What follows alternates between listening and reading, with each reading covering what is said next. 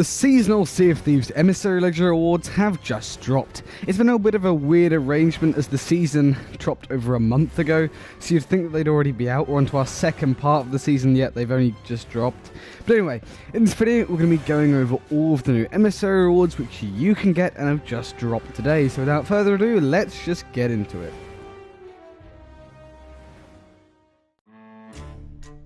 So first up we have the Masked Renegade set.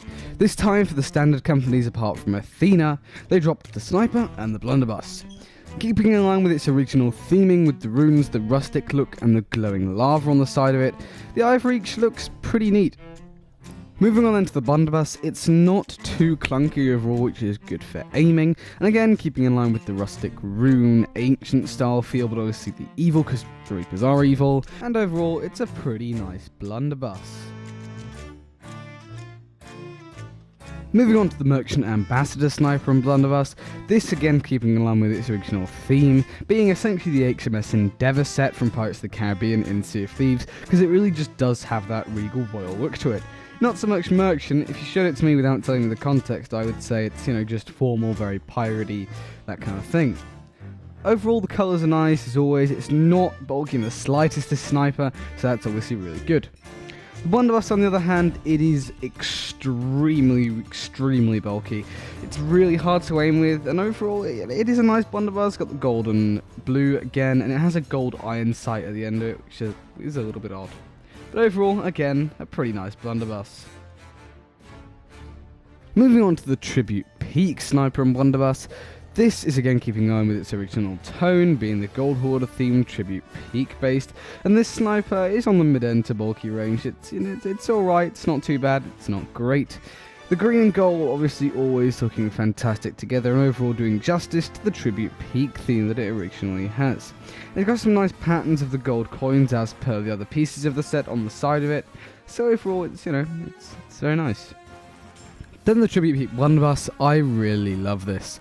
Not only keeping in line with its original design, but the front of it is the Gold Hoarder skull, so when it's being aimed towards you, you're going to be pretty terrified if you see that. It's a really unique idea, really nice design of it, and again, it's got the little patterns on the side, pretty rustic. However, a big problem with this is it's also extremely bulky and hard to aim with.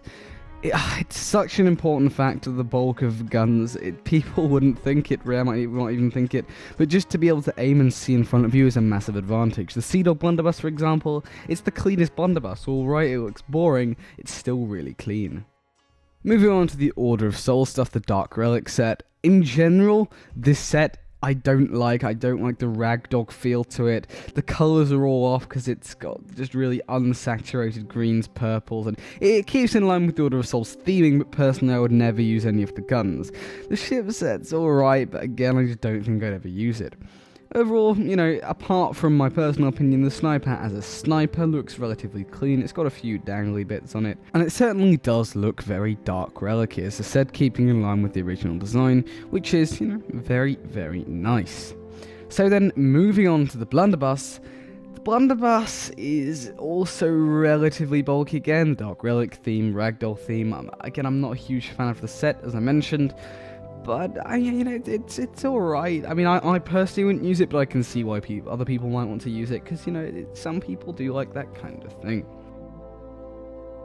Moving on to the Athena cosmetics, the Magpie's Glory ship set is now done.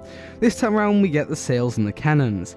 Now sadly, the sails do not glow at all, not even at night.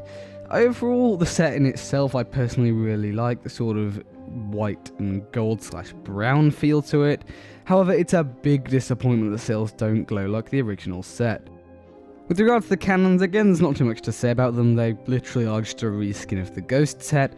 They don't glow at all like the Ghost set, and it seems that they don't have a lot of differentiation when it comes to colour. They've just slapped two textures it looks like, for the whole thing, which I'm not too much of a fan of, just two primary colours, where the Ghost set, it differed quite a lot. These cannons in general aren't the best to aim with. They look pretty snazzy, but, again, they're not the best to aim with. And realistically, when using a ship set, the cannons for a lot of people are the deciding factor on whether they use it, because they do give a massive advantage in PvP. And as I said, just so you can see, the sails don't glow at all. They don't glow at night. It's really sad. But anyway, that concludes all the Emissary rewards. And as always, just want to say a massive thank you to Blackshirt500 for helping me film these Emissary Leisure Reward videos. Without him, they would not be possible. His links to his socials and all that will be down in the description and the pinned comment below.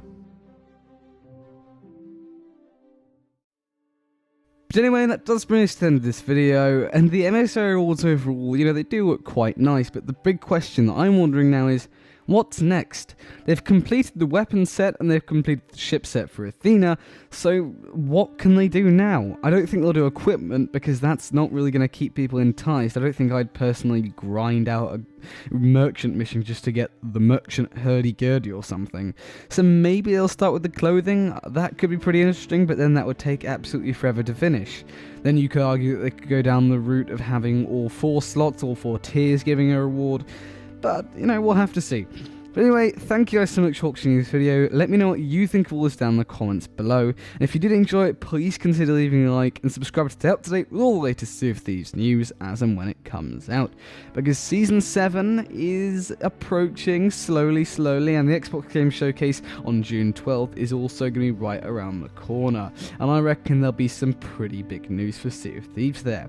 But anyway, apart from that, thanks for watching and I'll see you later.